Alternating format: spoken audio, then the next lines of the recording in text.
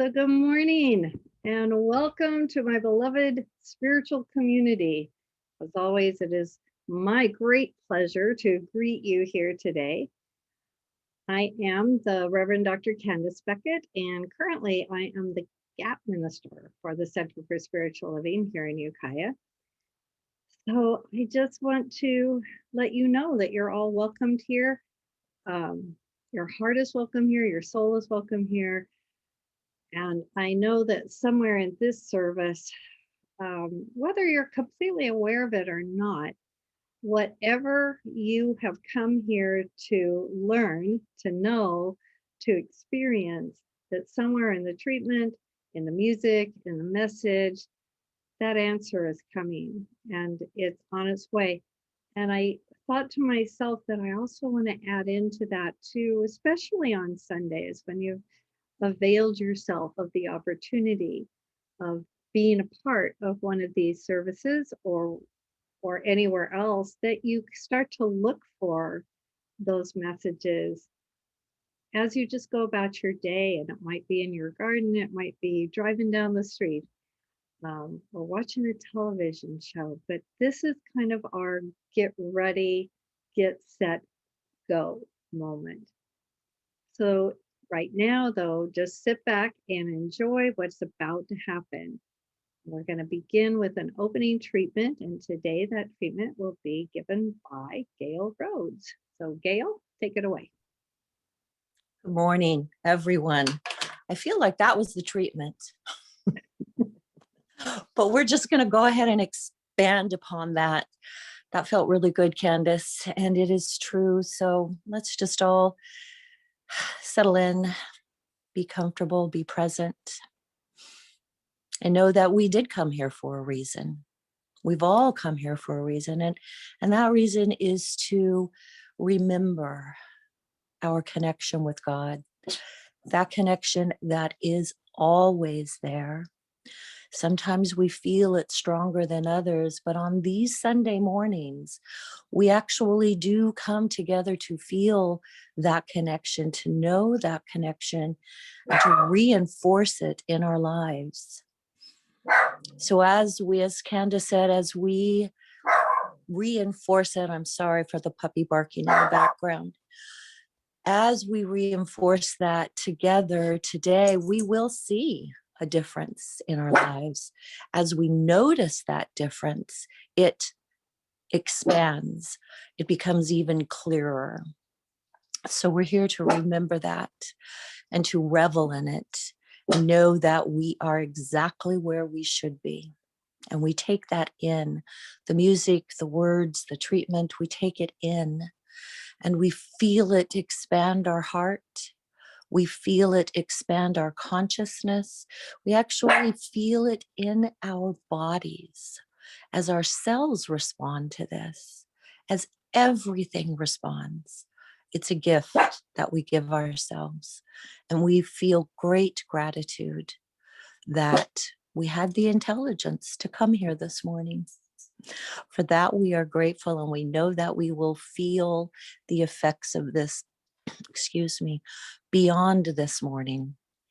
So we release to the one mind, knowing that it has already accepted it and it is already so for us. And together we say, and so it is. And so it is. And I just want to thank Molly, which is Gail's puppy there, for accentuating and affirming at an even different level the truth of her words.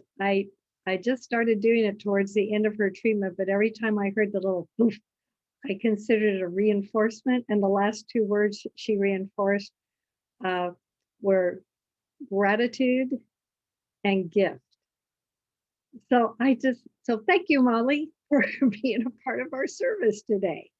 And so now we have time for special music. And so, of course, our wonderful Calvin Johnson is here. So Calvin, take it away. Good morning, everyone. I will make a quiet place within my heart, and I will wait upon the Lord. wait upon the Lord.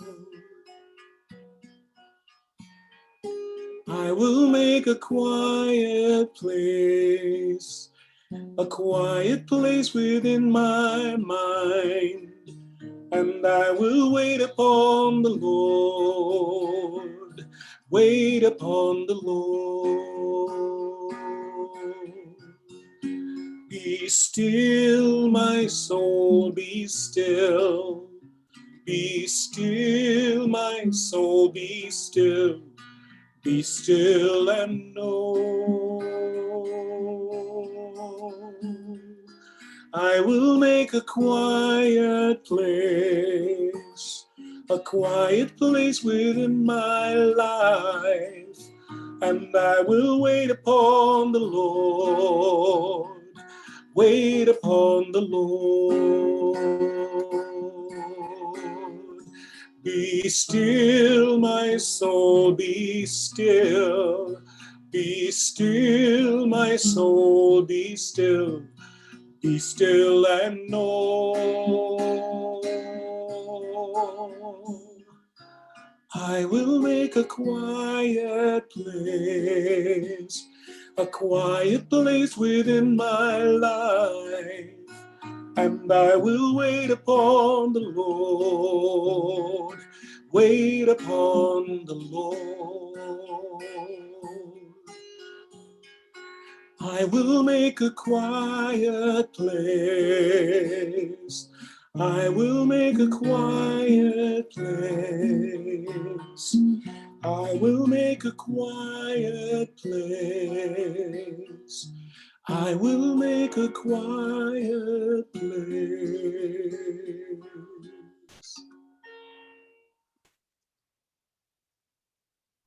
That is absolutely one of my favorites. Thank you so much, Calvin. That was beautiful. I just want to tell you guys really quickly, this that we do, that's starting to catch on. David and I attended last Sunday afternoon. We were here, so it was in the office. But the Ukiah Haiku Festival went on virtually last week. And I was sort of sitting behind David so I could hear people, but I wasn't really in the camera shot. But I started doing this after the haikus because they were so amazing. And David started doing it, and pretty soon, because it was the same thing as this, everybody else was muted except for the person that was talking. And I saw everybody start doing this. And I thought, this is just a way that we send love, and gratitude. So let's all remember to shake our fingers, to silent applause. Okay. So this week, I, as often, have been very inspired by Reverend Dr. David Bruner down at the San Jose Center. And a week or so ago, he gave a talk that really moved me. So I am using that as my jumping off place. And the topic title is Stepping Up. So I actually, David spoke about, he had heard an interview, and it was with Rick Warren and another, and I don't know if they were just in conversation, but I don't know if you all know who Rick Warren is, but Reverend Rick Warren is the minister of the Saddleback Community Church. I think that's what it's called, but it's in Saddleback in California. And this is a mega church. This is a Christian church. He has thousands and thousands of members. Reverend Warren wrote a book titled Purpose Driven Church, which we used for a while, the board, looking at, how to be a purpose-driven church and what that meant and what that looked like in our lives. It's worked very, very well for him. It's, finding what is not just why do I go to church, but what is it that the church is calling me to do and to be in the world? So what is the purpose of our center? What is the purpose of our church? So really fabulous book. He also then reframed it for personal life and wrote a book called purpose-driven life. So anyway, that's just a little bit of background that I know about Reverend Warren. And in a recent interview / discussion, he made the statement that churchgoers, and so again, this is Christian community mostly, but I think this transcends just that. But he talked about the churchgoers, congregants, no longer identify with their church or with God or even with Jesus, and instead that they identify with politics. And the second I heard that, it was kind of like this little punch. And I thought, and I really had to sit with that. It's like, and the question became, well, what are we identifying with? What am I identifying with? So that's why I'm telling you about this. And it really, really got me thinking. And of course, I don't know for you, and I'm not even really 100% sure for us what it is that we are identifying with. I just know that there needs to be something. So I have to start with myself. So what do I identify with? And I'd love to say that I only ever see the good, the God, and everything, that's how I identify and that's who I am in the world. But in this moment of considering Reverend Warren's remark, I honestly realized that wasn't the case. There are many times that I am scared, frustrated, doubtful. The list goes on. But what I also know is that I'm working on that. I'm working on how I want to be. What is it that I want to identify in this person, in this situation, in this circumstance, in this community, on this planet? How do I want to identify? But for right now, I just would like for you, and we won't get into it completely today, but I'd like for you to begin to ask yourself, what do I identify with? Is it headlines, latest personal upset, or maybe some long-held belief is what you identify with? Recall elections, pandemics, vaccinations. What is it that you identify with right now? What I am beginning to realize, at least for myself, and what I've begun to do as consciously and as much in the present moment as possible, is I realize I need to dig really deep down. For I know that my life and how I identify in my life alters how my world looks, how my day-to-day existence looks. So it's really important that I become as clear as possible with what I'm thinking about. So my favorite little catchphrase for that is think about what you're thinking about and see where it is that you want to go. Is that the place is that the direction? Is that how I want my intention to look in the world? So what I began to recognize has to do with the topic today. And what it is it's my time to step up. I actually looked up the term step up in the dictionary. And what it says is to get closer. And another definition is to increase. And so if you think about just the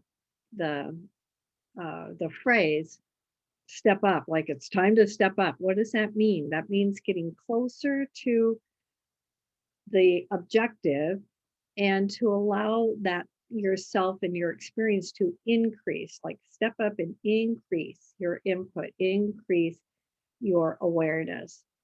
And most of the time, when I know for me, but I think maybe for all of us, most of the time when we're being asked to step up, it's because there is a challenge. And that challenge can be very personal, but it can also be collective. that it's something that we all are experiencing. And if we all decide to step up and see who we can be, that's important. So I have this other little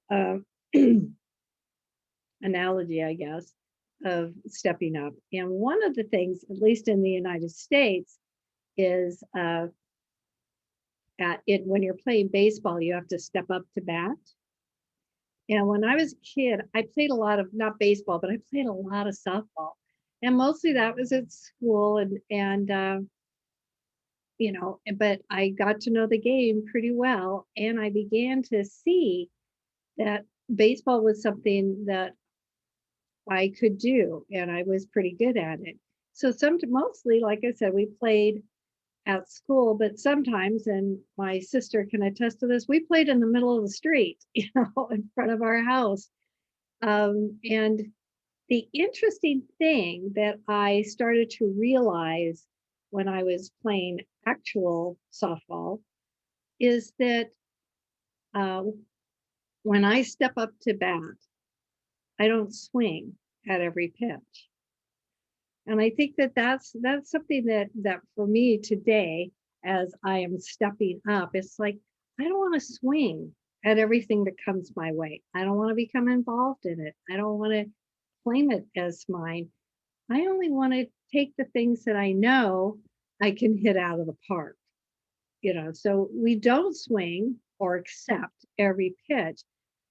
So what pitch are we swinging at? And sometimes we can hit it out of the park, and sometimes we swing just enough to get to base, and sometimes we don't swing at all. So it's like, I think that there's something there for me about what am I stepping up? What am I looking for? And you have to, that another phrase, keep your eye on the ball, uh, leaves the baseball field and comes into our real life. So what is it that you're stepping up to do? What is it that you want to take a swing at? And hopefully it's not just going to be about the news and it's like, it's okay to talk about that stuff. It's okay to be engaged, but what are you really want to bring your essence to, even in little, in the line at Safeway conversations? Want to also be bringing your intention. What is my full intention of how I want to be in this moment?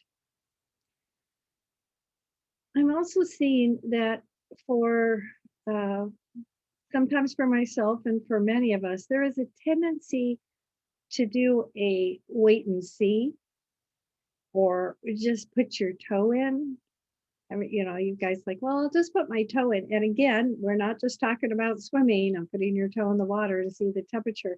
But what I can tell you about putting a toe in the water to test the water is that your toe goes in, but at the same time, the rest of you is resisting. It's pulling back because you just want to wait and see if this is going to work for me. And so we hesitate. And because of that, we only ever do little things. In both of these tendencies, the wait and see and just put your toe in, what's happening is we're holding back. And that may not appear to be a bad thing, but that's not how I want to move in my life. It's not how I want to be as I move through the world. I really want to be all in. And in order to be all in, I need to know my intention. And I need to feel excited about it. I need to feel like, yeah, this is good. I want to be an asset. So I want to step up.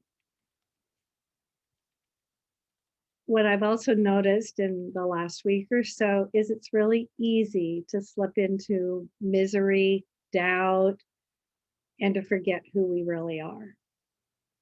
However, if we're willing to look deeply at that misery, that doubt, that forgetfulness, it can move us out of, I'm going to use the term evil.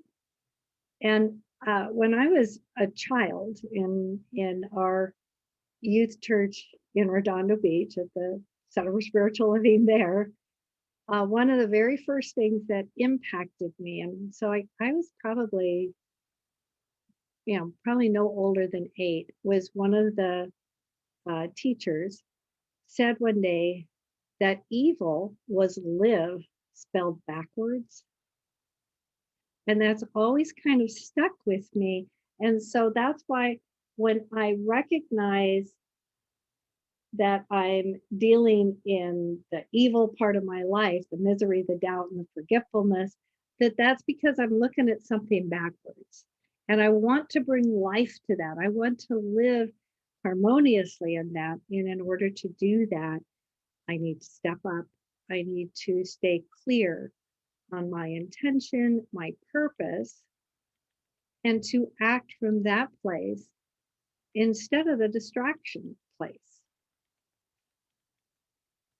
Back to Reverend Warren for a second.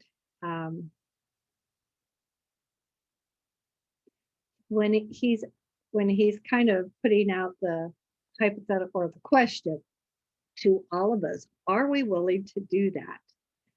And what he was talking about, are we willing to take that deep dive? Are we willing to step up? And he also used the term, are we willing to keep our eyes single?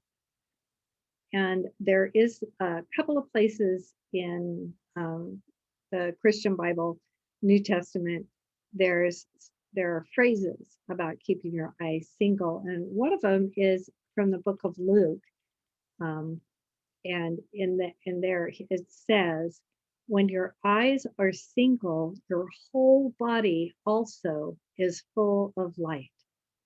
But if your eyes are evil, against opposite, your body is then also full of darkness. So again, we're always in this place of choice. What am I keeping my eye on? There's, that eye on the prize, or whatever you want to call it. But it got me to thinking about keeping your eyes single, keeping your focus in a certain direction, in a certain place. And I was reminded, and again, most of you know this, that I have a daughter who was a professional dancer, a ballerina for a long, long time.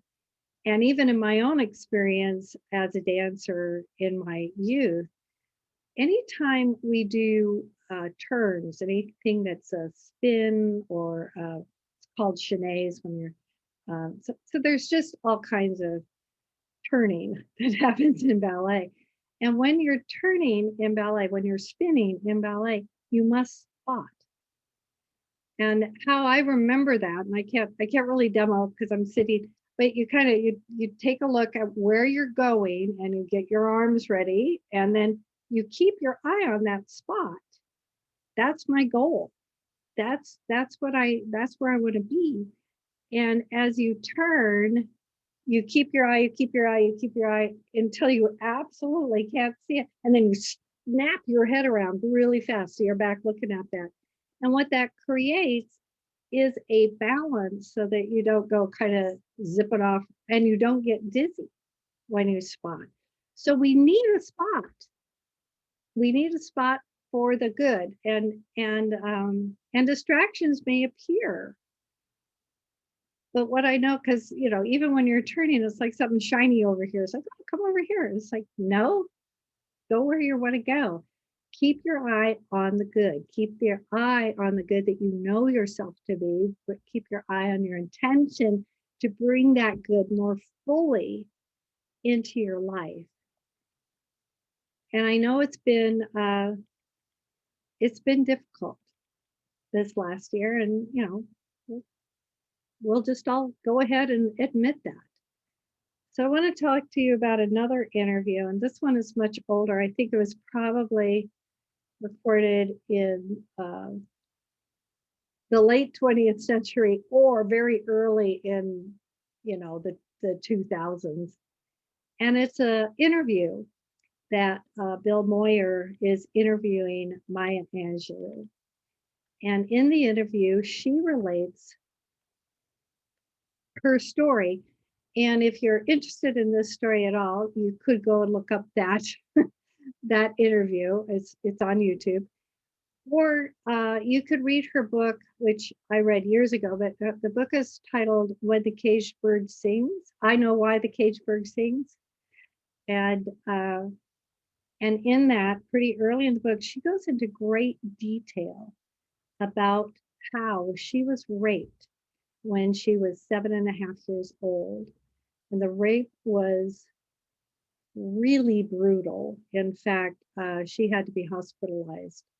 So she's in the hospital and she's barely conscious, and they're asking her questions. And she did know who her rapist was. It was someone not just known to her, but known to her entire family and in her neighborhood. So he was arrested, but he was released the same day he was arrested. That night, he was found dead from an equally brutal act. That's the part, if you're interested, you go find out. I'm not going to describe that. Pretty bad. But now here's the hard part, or at least for me. So here's this 7.5-year-old Maya. And when she finds out that he's dead, she takes responsibility for his death. So she's so deeply shaken by what has happened to herself and to this guy that she just stops speaking. And she doesn't say a word to anyone for 5 years. Now, during those 5 years, what she did do was she read. You have to remember, this is this young Black girl in Jim Crow South. So her reading was a little limited, but she read everything she could get from the Black library in her little town, which was something, but not a lot. And then she was able to create friendships, as I remember, and was able to get books from the white library, but that was really thanks to others who were able to get those for her. But what I found really amazing in the interview, because when she's talking about that period of time, she said, I didn't just read, and there was this whole list, and you name it, that author was on there. And she didn't just read, she memorized. She memorized whole books. At one point, it said that she was memorizing Shakespearean plays and that she memorized 50 of Shakespeare's sonnets, all of the poetry of Edgar Allan Poe. So I was like, the list is really impressive of all the things she did. And so, or was able to take in. And then eventually, around the age of 12, 13, she started speaking again. So Bill Moyer asked her how she managed. And her remark about this time in her life was, out of evil can come good. I think that's something we need to think about. And we need to start to recognize, to reframe what we think of as evil. So just think about, what are you focusing on? And I get it that this has, again, been a really, this has been a challenging year for all of us, individually, collectively, for our community, for our town, for our state, for our country, for the world. So can we find the good? Can we look beyond what has happened, and what gifts did I receive from this time of, for a lot of us, solitude, but very, very. And so I had this other aha, at least for me, and which is back in the interview. And Bill Moyer is like, how did you get there, basically? And her realization was this: I belong no place. I belong every place. I belong to myself. And when Bill Moyer said, kind of like, well, that's how can you belong no place in every place? And she kind of stops him and says, I belong to Maya. I thought, wow, that's so important to kind of like, I don't need to let anything move me. I belong to Candice. And I really wanting all of you to kind of look at what does that mean? What does it mean to be Harvey? What does it mean to be Gail? What does it mean to be Jack? What does it mean to be Calvin? And all the rest of you, just what does that mean? And to own that and belong to that. That's what we're here to do, what we're here to bring to the world. Brene Brown has this great idea, and she says, we confuse belonging with fitting in. And so it's time to stop trying to fit in and necessarily get along with what, our neighbor or the news or whatever is telling us, and to belong instead to our true nature. You belong to you. And to step up to that, to start to bring that awareness more and more clearly into our lives will absolutely alter the planet in great ways. So I have a little assignment for you if you choose to take it for the week. And for me, it's like begin my no, well, wait a minute, because I found, and this was a friend of mine, and it was a Facebook exchange in which I asked her what she was doing. And she wrote to me, you know me, I'm up to no good. But the spelling of no was K-N-O-W. I'm up to no good. So that's your assignment. Know that good that dwells within you. Know that good that dwells within the perceived others. Know that good that is in everything, everywhere, all the time. Even when we don't recognize it, we call it forth. We say, show me the good. I am up to know the good always and always. And it's time to start. Start now. Let's take a deep breath. And as we enter into this treatment together, if you're comfortable, close your eyes, but just allow these words. I'll be giving this treatment in the first person. So know when I use the word I, it is the I within each of us speaking. So right here and right now, I open my heart, I open my mind. And what follows is that I step up in my awareness to that deepest, undivided connectedness that I have with the all good. Here is where you and I merge into oneness of the unconditional loving presence. I let go of all false identity and realign myself with the truth of my being as a beautiful and powerful expression of the one. I recall into my mind all the times, no matter what the situation or circumstance, that I have seemingly been carried by spirit. And this day I choose to walk united with that highest good. I keep my eyes single as the divine makes the way clear before me. I journey back to oneness and unconditional love. This fills me with ease and grace and blessings. And so my gratitude flows through me and into everything I do. And I know I am deeply blessed to be awake and alive in this moment.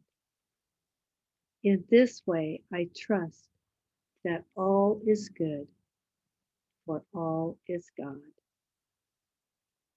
And as I accept this for myself, I accept it for all beings everywhere, known and unknown, seen and unseen, great and small. As together we know that all beings are happy, all beings are peaceful, all beings are free, all beings are God. And I let this be so, and so it is. So another deep breath. So we move on to our time of sharing. And as always, I want to thank all of you so much for your willingness to be a part of our sharing, and to also remind you that it is only because of you that our center is here and continuing to function. So thank you. And so join with me, put up the thing, the offering affirmation. So say with me now, divine love through me blesses and multiplies this gift. With all my heart and with all my mind, I know I'm saying yes to something I value. With all others present here, we dedicate these gifts to the values and vision we share. Okay, so I have a couple of announcements. Nothing excitingly new, but just I'm still just excited. So, as you know, we are moving towards getting back into the center and reopening the center here in Ukiah. But part of what is becoming abundantly clear to me and to all the ministers I'm speaking to is that what David Bruner actually calls this. Oh God, just went right back out of my head. Anyway, what he says is that we have to kind of look at it is that we're all going to be newcomers, because it's not going to look the way it looked before. And so we're looking at a way to be able to do live stream from the center, which would enable us to also have speakers from a distance if we can get a monitor up in the center. But we also need to, when we do have guest speakers or me or, anybody who's speaking, who's actually live in the center, we need a way that we're doing that so it's being projected to the rest of the world. So if you know anything about that kind of stuff, about equipment, or you're even just willing to take up a couple of the tasks, like one of the things would be monitoring, which will probably be Facebook. You'll be on Facebook Live. And so there's comments come in, so you need to be able to respond, and just to be helpful. And it's actually a fairly easy job. I didn't know how to do it back last September, and I pretty much know enough that I could get this going every week. So if you're interested, please let me know. Email me directly. You can also call the center, but Gail's only there on Tuesdays, and she's just going to be passing the message on to me. So maybe call or email me directly. That would be great. We are also so next announcement, we're also reforming our selection committee. And this will be, the first task is to redo it's not a letter of call, but our proposal for a new minister to come. We're going to be working on that. Right now, we do have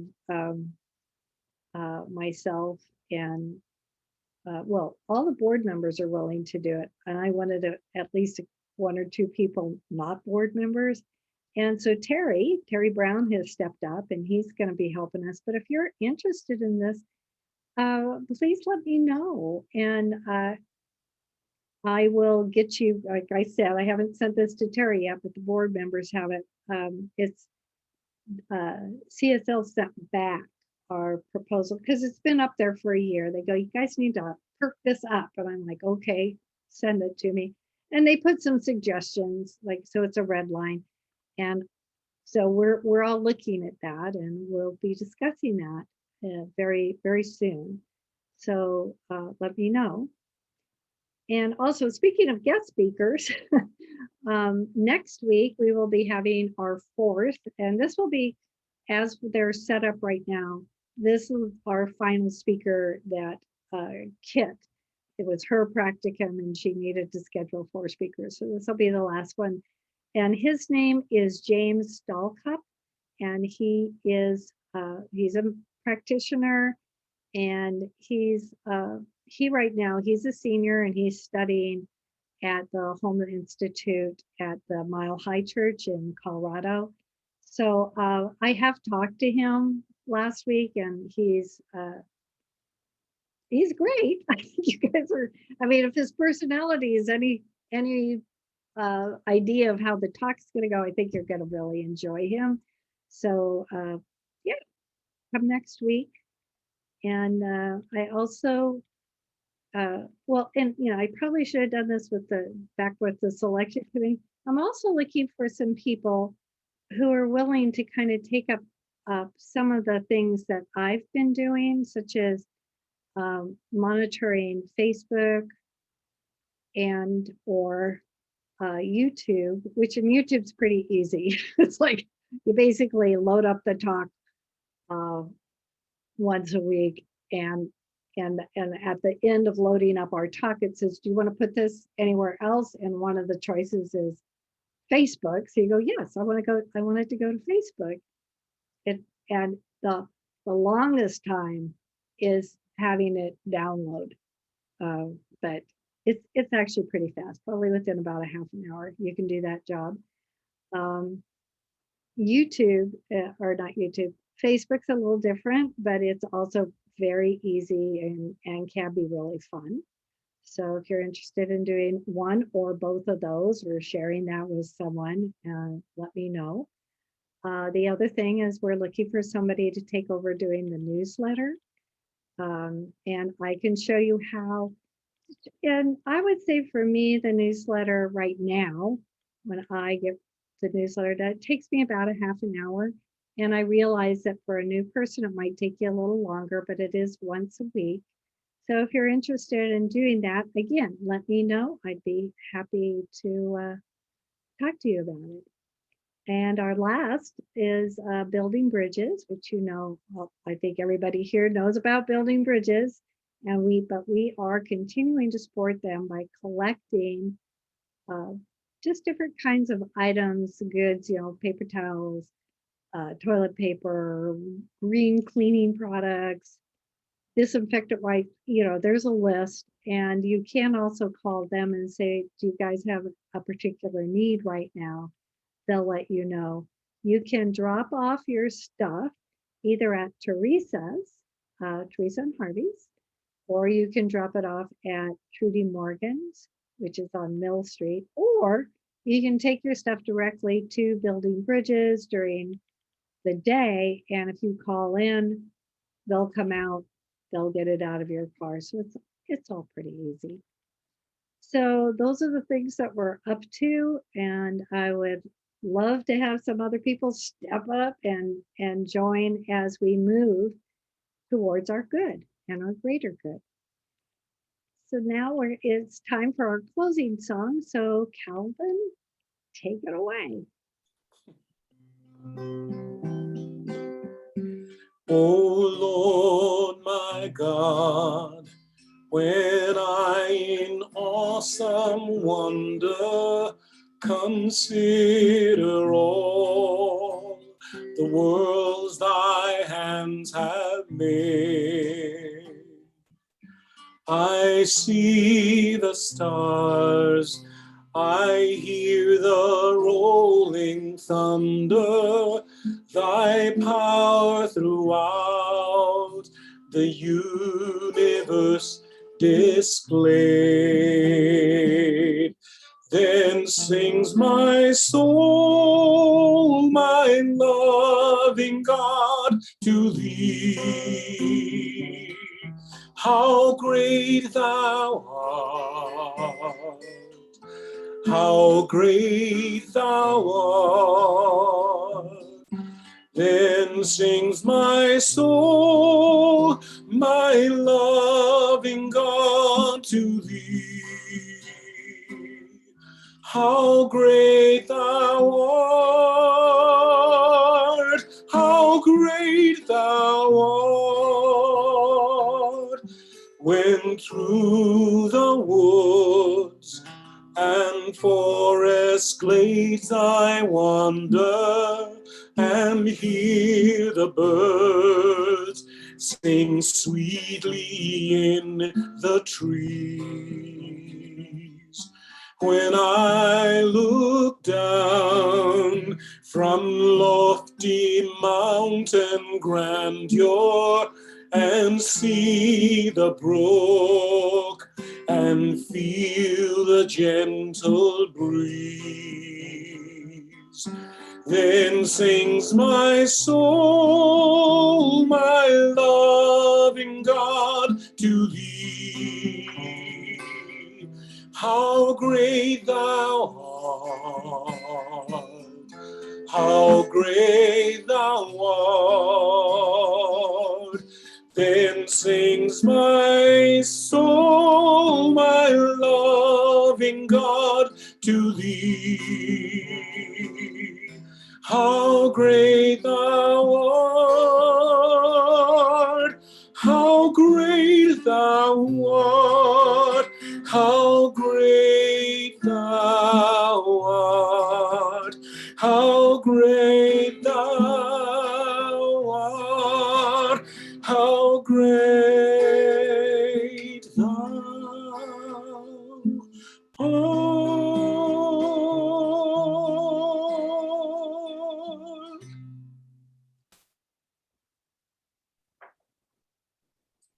Wow, that takes me back. That was one of the songs that we sang pretty frequently in Redondo Beach, with words similar, like, they made it, they kind of took it for ourselves. Thank you. It was lovely.